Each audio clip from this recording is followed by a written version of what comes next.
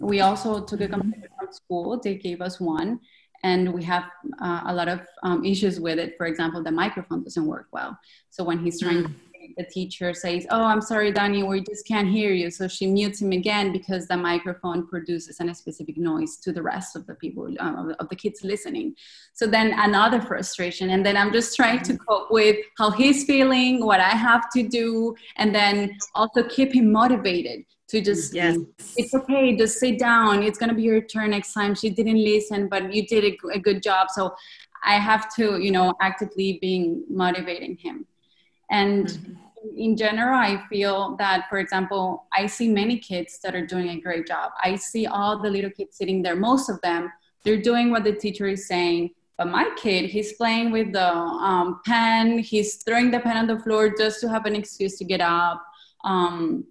So as a mother that has to work at the same time, it's super challenging just to know that, he's also my priority. My job is my priority. Of course, I need to be able to provide for him. But at the same time, I feel like, wow, is he going to have to redo kindergarten next year? So we find that with my husband, we take turns, and it's frustrating because, we love our kid, but sometimes we are not teachers for a reason. We don't have that. Right. I feel that when you're a teacher, it's really, you have that gift and that patience, and you know how to introduce concepts, and you know how to teach him simple things like the ABCs. It's not A, B, C, D, E. Okay, point letter E. That's how my husband does it. And I'm like, that's not how it works. He has to associate with the sound. So then we find ourselves just arguing about how we have to teach it. So he actually complete mess. Yeah. Do your schools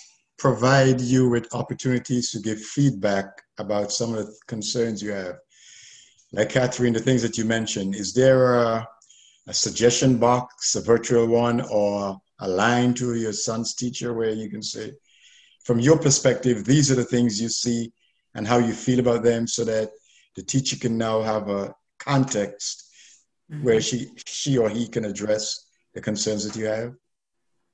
Yes, definitely. I was able to talk to the teacher and express my concerns. For the technical part, for instance, the computer, she provided me with the number that I needed to call to get a different computer, or to try to see what they could do for me, what the school could do for me, maybe exchange it or fix it. And then in terms of my concerns, because they have already been testing them. So she already knows, for example, that he can't recognize most of the letters. So she has already requested extra, like a tutoring class for him. So every day from Monday to Friday from 3 to 4, we're going to have another class so he can catch up with the rest of the class. And also on Saturday mornings, which I love that, because on Saturday, I feel it's the only day that I will actually be able to sit with him for hours and catch up.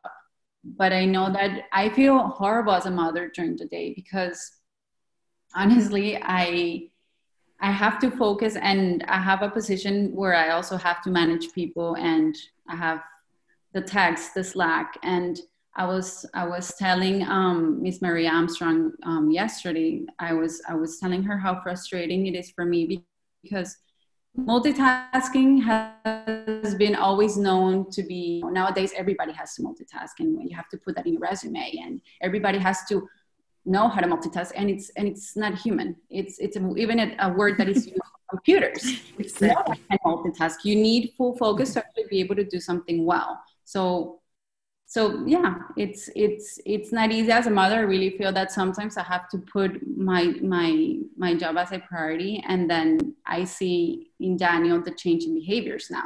I see that he's starting tantrums again when he's frustrated.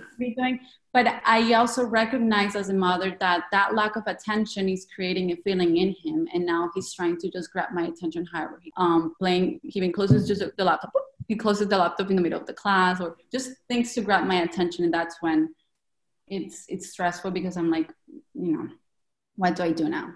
Do I have to put aside my work, and every time you lose that focus to something that would get done in 30 minutes is now taking 4 hours. Student schedules, parent schedules, just one very real dilemma families face during this time of forced remote learning. We continue our conversations with parents about Back to School 2020. Listen to the Alas NABSE podcast or vodcast on YouTube. Until the next time.